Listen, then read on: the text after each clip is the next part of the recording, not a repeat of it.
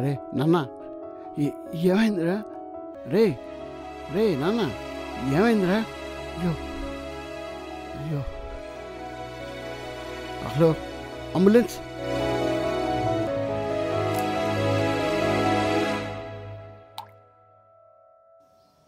ఏమైంది అబ్బాయికి? తెలీదండి, గదిలోకి వెళ్ళి చూస్తే ఫుల్గా చెమట పట్టి పడిపోయి ఉన్నాడు. డిన్నర్ తిన్నాడా? లేదు డాక్టర్, ఉదయం నుండి సరిగ్గా తినలేదు. ఎందుకు? ఏమైనా స్టమక్ పెయినా? లేదు డాక్టర్, మొన్న అటెండ్ అయిన ఇంటర్వ్యూ లాస్ట్లో పోయేసరికి అప్సెట్ అయ్యి ఎంత అడిగినా తినలేదు. ఇంతకు ముందు ఇలా ఏమైనా జరిగిందా? ఇలా చాలాసార్లు మానేశాడు కానీ ఇలా ఇప్పుడు పడిపోలేదు. ఓకే డాక్టర్, మా అబ్బాయికి ఏమైంది? కంగారు పడకండి, నేను అబ్జర్వేషన్లో ఉంచుతాను ఈ నైట్కి, మీరు వెయిట్ చేయండి.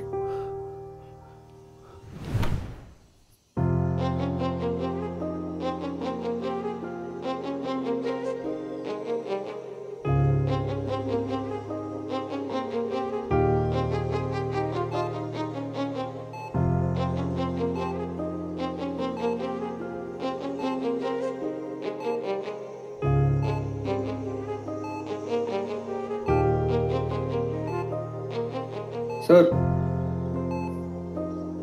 డాక్టర్ భయపడాల్సిన అవసరం ఏం లేదు.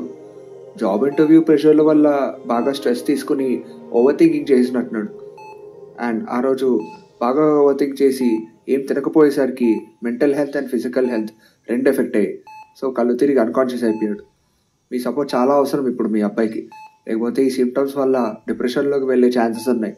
అండ్ దానివల్ల రూమినేషన్ ఇంకా మెంటల్ డిసార్డర్స్ కూడా వచ్చేస్తాయి. సో జాగ్రత్తగా చూసుకోండి. అండ్ ఇది మీ అబ్బాయి ఫైల్, అండ్ ఎవ్రీ మంత్ చెకప్కి రావాల్సి ఉంటుంది.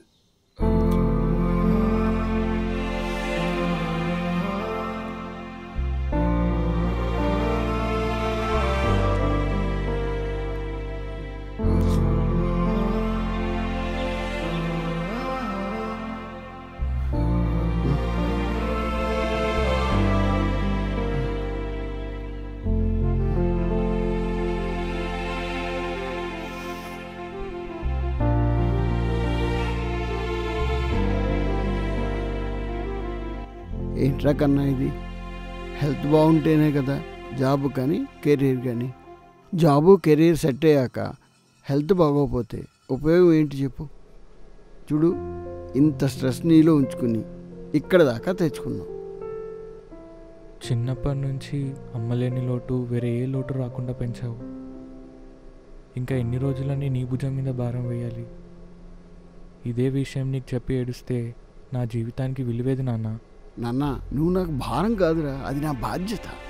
ప్రతి బాధ నీలో పెట్టుకుని అది నీకు భారం అయ్యి ఈరోజు హాస్పిటల్లో ఉన్నాం. అదే భారం దించుకుని ఉంటే డిప్రెషన్లోకి వెళ్ళేవాడుగా. నాన్న, స్ట్రెయిన్ అవ్వకు, ప్రశాంతంగా నీలో ఏముందో నాతో చెప్పు.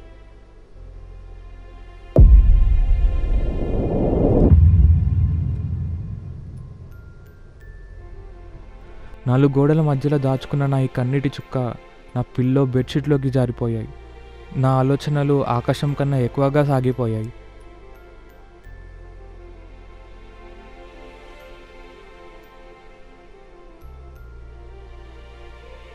ఎలా అయినా ముందుకు వెళ్దామనుకున్న ప్రతిసారి ఓటమే ఫలితంగా మారుతుంది. నీకు ఇది చెప్పాలనుకున్న ప్రతిసారి ఇంకెంతకాలం రా ఇలా అని నువ్వు కూడా నా ఫ్రెండ్స్తో కంపేర్ చేస్తావేమో అని నాలో నేనే కుమిలిపోతాను.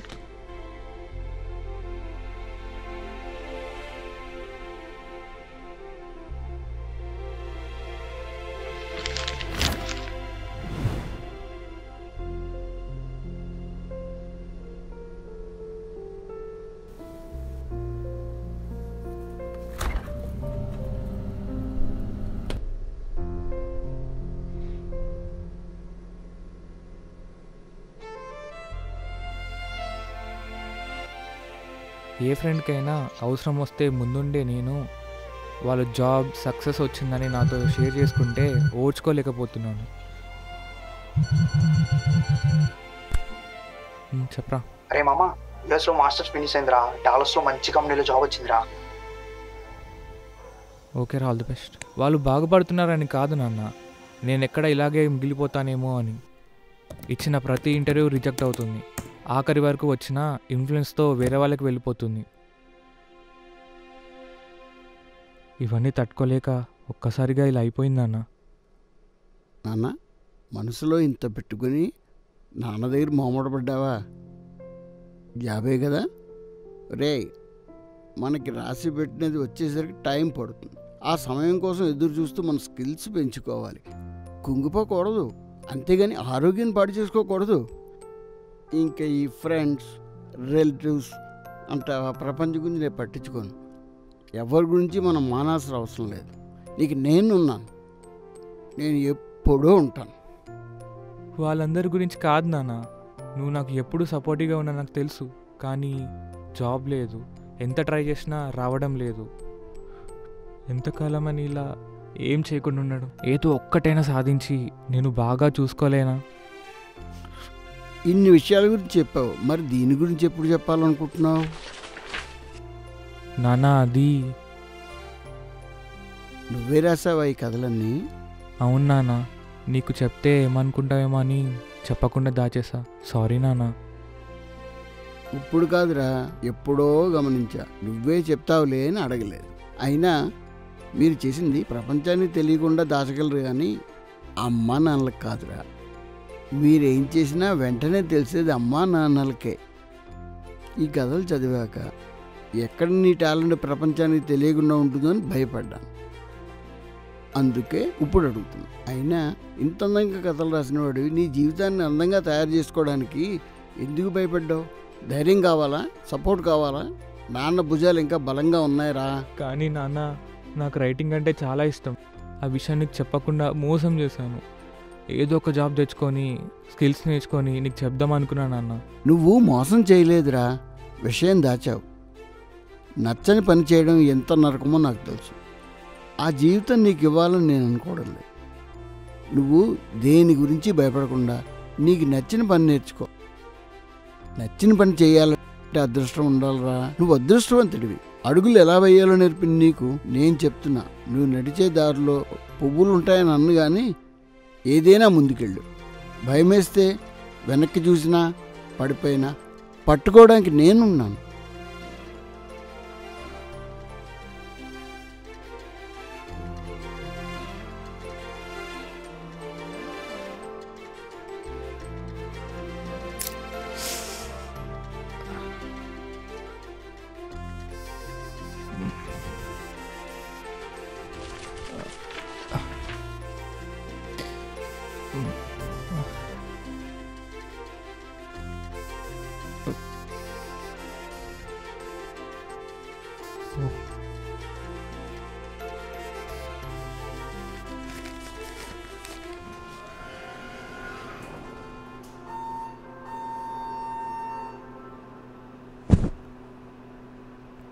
నాన్న అవి అవసరం లేదురా, నేనున్నాను కదా.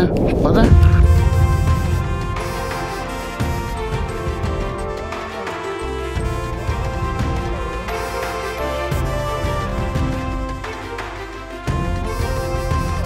నాన్నెందుకో వెనకపడ్డాడంటుంటారు కదా.